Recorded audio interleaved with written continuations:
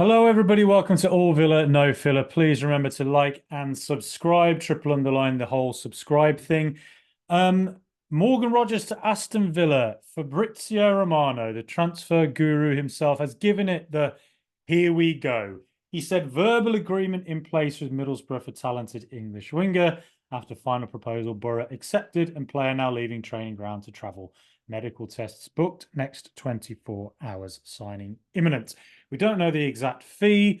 There's been various reports of Villa went in at 8 million, talks that Middlesbrough want 15 million, three bids, according to John Percy. So lots of he said, she said. So it's difficult to know exactly how much Middlesbrough would have got for him, but you'd imagine Villa have had to go up closer to what Borough want. That said, if it's 15 million quid or lower, in today's financial football world, that is something of a bargain if Rodgers turns out to be a real high quality player who reaches a very, very high ceiling.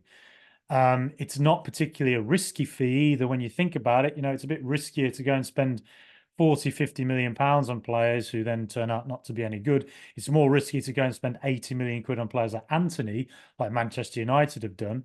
Or what was it, 70 million they spent on Jadon Sancho, two wingers playing in the same role. Um, one's already out on loan at Borussia Dortmund, one barely can play at all really this season. So that's what I identify as a risk.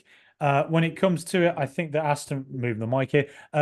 When it comes to it, I think that with Rodgers, look, his stats are this season. He's played 33 games in total. That includes in the Championship, EFL Cup, and the FA Cup. He's scored 7 goals in 33 games, and he's got 9 assists.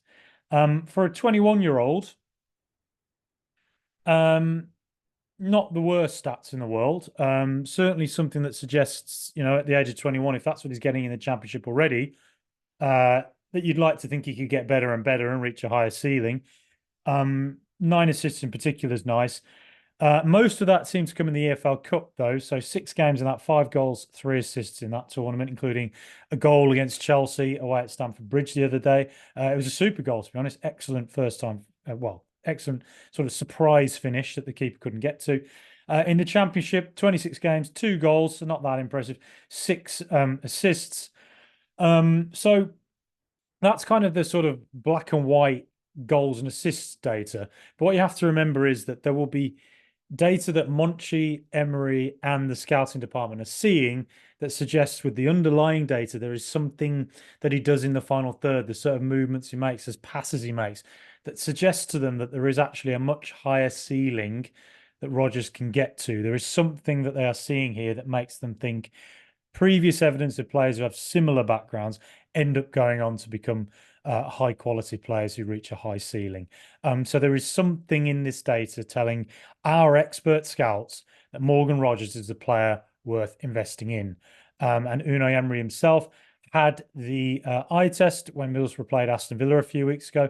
No doubt he's watched lots and lots of tapes of him alongside Monchi. And there's something they're seeing in those tapes, as well as the data, that's telling them this is a player I want to invest time in.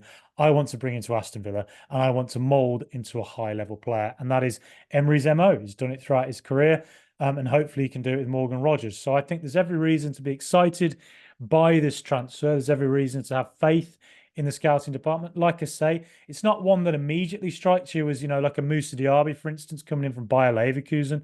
You looked at him and you immediately knew, well, there's clearly a player here. He's proven himself already. Morgan Rogers is making a big leap up from the Championship to the Premier League, from where Middlesbrough are in the Championship to where Aston Villa are competing right now. It's a whole different ball game, really. But he's a lad from Halesowen, he's a local. So I don't know whether he grew up a Villa fan or not. Somebody might need to say in the comments whether he did or not. If he did, that's fantastic. I love it. But if he didn't, doesn't really matter, does it? But yes, the position he'll play in, now that's a fascinating one for me. Um, I, I spoke to Tom Green from the Borough Breakdown podcast, and he said there is a lot of potential with Rodgers. There's certain things he needs to iron out of his game, and he's not necessarily sure he's yet ready to be a starter in the Premier League. But you never know. Might come in and just immediately flies. You just sometimes players do that. But the position wise, I'd be thinking I'm looking at where Ramsey plays on the left of the midfield, and I'm looking maybe even at where Ollie Watkins plays.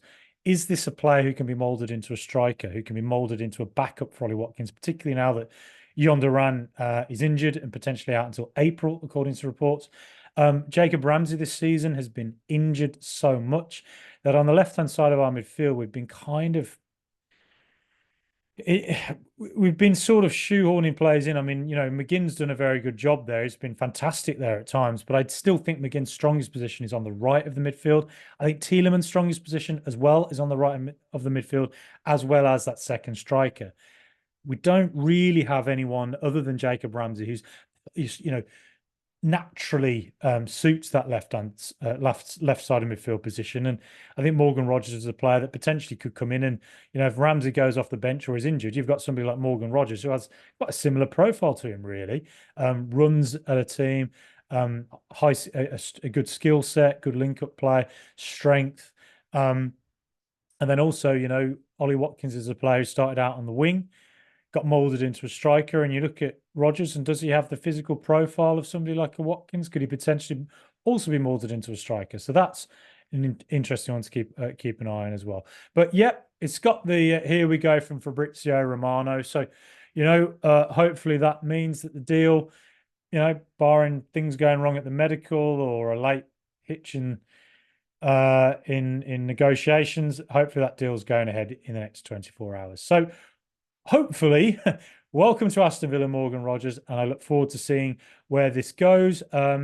He's the second signing of the transfer window. Kostan Nedeljkovic, a Serbian 18-year-old right back, has come in. He's gone back to Red Star Belgrade, about 8 million quid. He came in for. He's gone back to Red Star on loan. Again, an MO. It's Monchi's background, brings in players with a lot to prove, potentially high ceilings, and he's done very well at finding those players in the past. So let's believe in him and hope that he's done that again with two high quality young signings with high ceilings in the game. There we go. Up the mighty Villa. Let's beat Newcastle tonight. Come on, please beat the Mags. Go check out the Rivalries interview I did with Freddie Bunn from the London Mags. But aside from that, welcome Morgan Rogers. Hopefully in the next 24 hours, please like and subscribe, and up the mighty Villa.